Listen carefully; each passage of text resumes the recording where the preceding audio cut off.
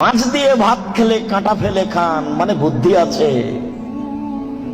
ধর্ম এমনিতেই মানবেন?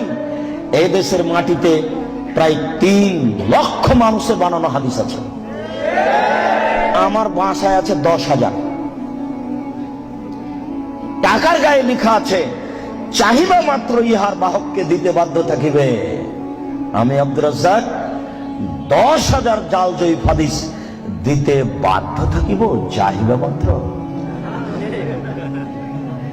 লক্ষ লক্ষ মিথ্যে তাফসীর আছে। তার সূচনা স্বরূপ একটা বই আপনার হাতে দিয়েছি, বইটার নাম হলো তাফসীর কি মিথ্যা হতে পারে। ওই বইয়ে যা তাফসীর আছে সবই মিথ্যাই, একটা তাফসীরও সত্য নেই। এখানে তো আপনি কোরআন মাজিদ উপস্থিত করেননি, নইলে আপনাকে দেখাতাম। কোরআন মাজিদ শেষের দিকে, একটা পৃষ্ঠার শেষের দিকে ছোট্ট 4 লাইনের একটা দোয়া দিয়ে দেওয়া আছে, দোয়া খাতমিল কোরআন, উপরে হেডলাইন দেওয়া আছে, তারপর একটা দোয়া আছে। তার পরের পৃষ্ঠায় একবারে পুরো 1 পৃষ্ঠা দোয়া দেওয়া আছে, দোয়া খাতমিল কোরআন, কোরআন তেলাওয়াতের শেষের দোয়া। 1 পৃষ্ঠার একটা বাক্য আল্লাহ রাসূলের নয়, মানুষের বানানো। কোন অংশ যদি রাসূলের প্রমাণ হয়ে যায়, আমি জাতির সামনে আর কোনোদিন বক্তব্য দেব না। আজকে লালবাগ থেকেই শেষ। শুনুন, আপনার সূচনার কথাটি মনে রাখবেন। আজকে বক্তব্য এই পর্যন্ত শেষ হলে যথেষ্ট, আর লাগবে না। জীবনে যেটুকু করছেন সেটুকুতে মনে রাখবেন, আল্লাহকে মান্য করো, রাসূলের আনুগত্য করো, তোমাদের আমল বাতিল করো না। শিরক করলে আল্লাহকে মান্য করা কেটে যায়, আর বিদআত করলে রাসূলের আনুগত্য কেটে যায়। শিরক করলে আল্লাহকে অপমান করা হয়, আর বিদআত করলে রাসূলকে অপমান করা হয়। শিরক করলে অতীতের নেকি নষ্ট হয়, আর বিদআত করলে আর ইবাদত কবুল হবে না।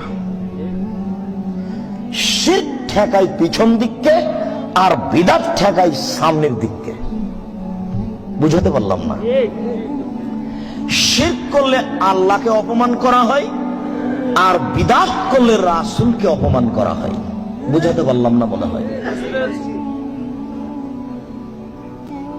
না হয় আর একটু বলি। আমরা কথা বলছি তো আমার চাচি, আমরা কথা বলছি তো টিকটিকে টিকটিক করলো। তখন আমার চাচি বলছে, এই তোরা ঠিক বলছিস, ঠিক বলছিস, এই যে টিকটিকে টিকটিক করছি। আরে আশ্চর্য, টিকটিকি একটা প্রাণী, ও একটা প্রাণী।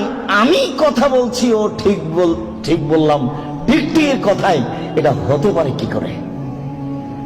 আমার চাচি বলছে, বেটা, চাঁপাইনবাবগঞ্জের ভাষা, বেটা খবরদার জামা কলা খায়ও না, জোড়া কলা খেও না, জোড়া কলা খেলে যমজ সন্তান হবে। আমরা জানি যমজ সন্তান দিতে পারে কে? আমার চাচি বলছেন যে যমজ সন্তান দিতে পারে কলা, এরই নাম শিব। এই ছেলে, তুমি হাসবা না কোনো কথাই, আর আমার কথার এভাবে সাড়া দেবা না। ঠিক এই সেই এগুলো আমি চাইনি। প্রত্যেকটা কথা ধরে রাখতে হবে তোমাকে। তুমি দাঁড়িয়ে থাকো, পাখি যেন মনে করে তুমি পাথর, নড়াচড়া করবে না। এক একটা বাক্যের মূল্য 1 কোটি টাকা, এটা মনে করতে হবে। তাছাড়া তুমি এই কষ্ট করে দাঁড়িয়ে থাকতে পারবা না। আবারও বলছি, আমি ওইরকম কোন তাফসীর মাহফিলে আসেনি যে আপনি বাদাম খাবেন আর ঘুরবেন আর আমি কথা বলবো।